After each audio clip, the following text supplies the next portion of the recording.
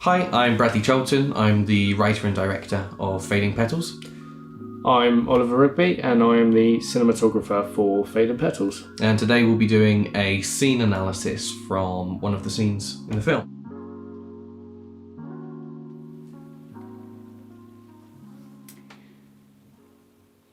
Cheers.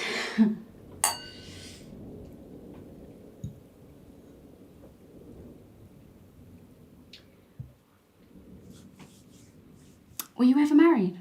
Oh, no, I wasn't. Any children? No. I love this scene. I think this is my favourite scene in the film.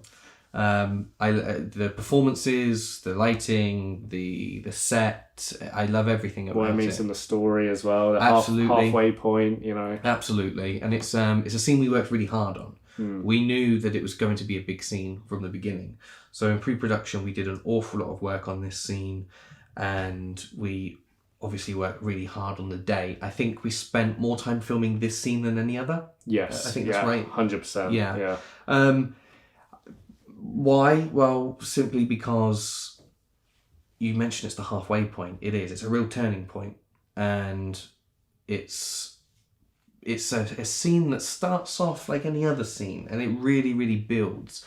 Now, we knew from the beginning that it was going to take place at night.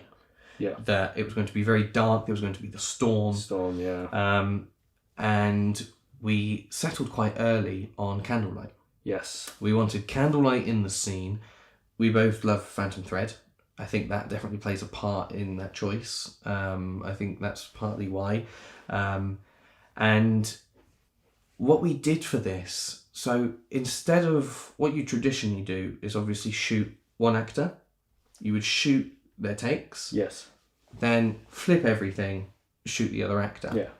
Now, because it's such a big scene, I said to you from the beginning, I wanted to do one take on one, flip everything, then do the other, and then flip and flip and flip. And the reason for that is because I knew from the beginning, I wanted to start on maybe a 45-degree angle and get closer and closer and closer into a point of view shot where they're talking into the lens. Now, that meant we had 1, 2, 3, 4, 5 setups on each. Now, my worry was that if we shot all 5 on one actor, because Melanie and Charlotte are so giving, I knew they would give a lot to each other, meaning that when it came time to shoot whoever was second, they would have lost some of it. So that's why I wanted to go 1-on-1 to keep, not so that we didn't miss anything. Now, obviously, that's something we did for the performance, but for you, that's a nightmare. Yeah, 100%. So why don't you talk us through the lighting for, let's start with Melanie. So what are we looking at there? Yeah, so we did one lighting setup that ended up not working in the end that we already prepared for, and this is the thing that we've been saying about is, you know, whatever you prepare for on the day, it could all get thrown out the window. Yeah. So we end up working with a load of different stuff. We had like lights, key light, and then all the like LEDs stuck onto it as well to enforce that light. We had a golden reflector on the other side to kind of envisage all that kind of golden warmness that the candles were coming in. So this is why you get the big glow. You've got your practical lamp in there as well. I forgot that. You're right, actually. You're right. We were just going to diffuse it, weren't we? And it was wrong. It didn't look right. I was going to play with moonlight again coming in, and it didn't work. It didn't. It just didn't work. We as soon as we looked at it, we just knew. We didn't even have to say anything to each other. Yeah. We just knew it was wrong. It's just this scene was so important, and anything less than the best was not going to cut it. Yeah, that's right. I forgot we did that. You're right. So we had one LED, the Icon LEDs, which are about that big, and then on the tripod we had or the actual stand itself.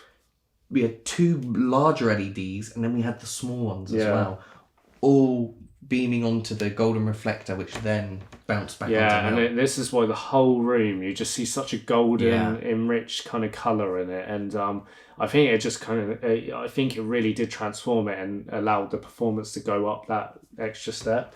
That's a really important point, actually. I agree with that. I think setting the right tone and atmosphere through set design and through lighting really does affect the performances. But I've just remembered it wasn't quite right. We knew we were missing something.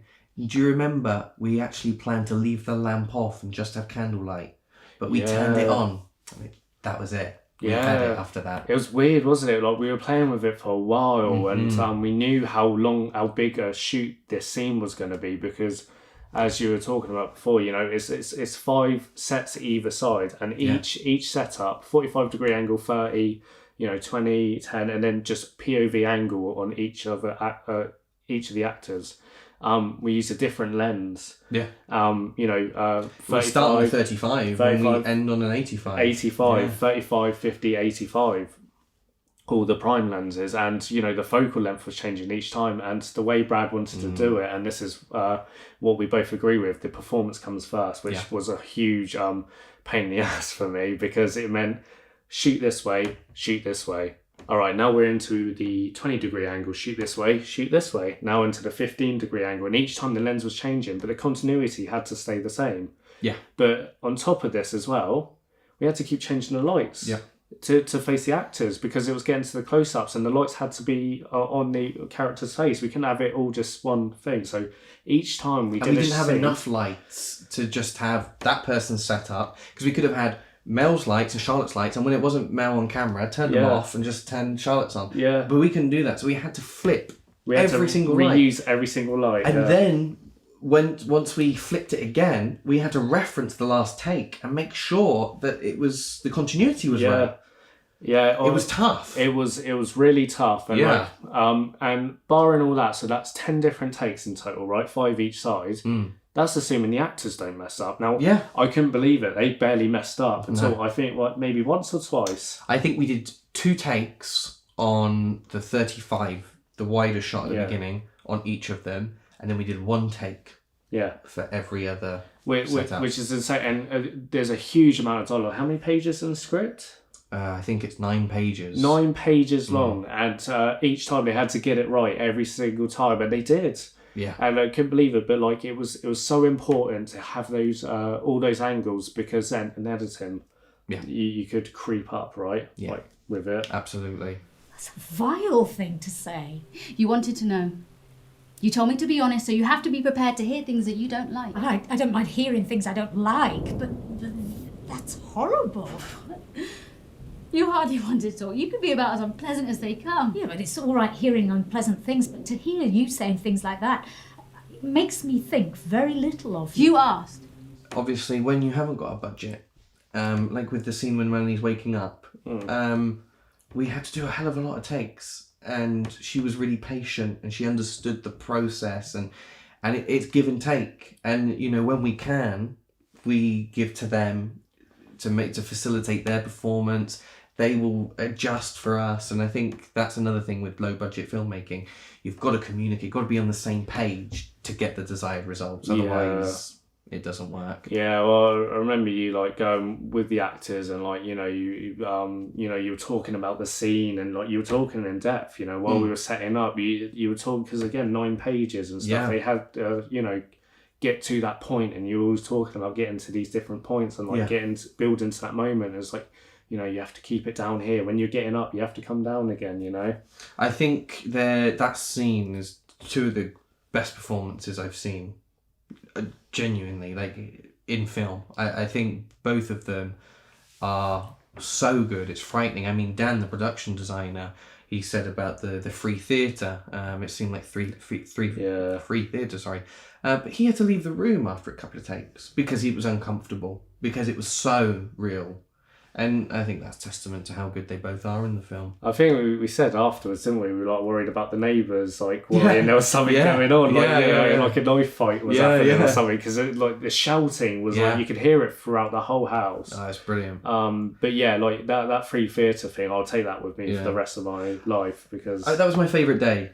Filming. I really enjoyed that day. It was the painting scene in the morning, and then that in the afternoon. That's all we shot that day. Because they were such big scenes, but I just loved the energy, the buzz. We all felt, I hope we did, but I certainly felt like something great was happening. it felt like we were really making something special. Yeah, well, like I said, I felt lived in, you know. Yeah. It felt like I was in the moment with them, like Yeah, a yeah, I fly know on what the you wall mean. watching this Yeah. moment. No, well, hopefully you enjoyed our scene analysis. Thanks very much.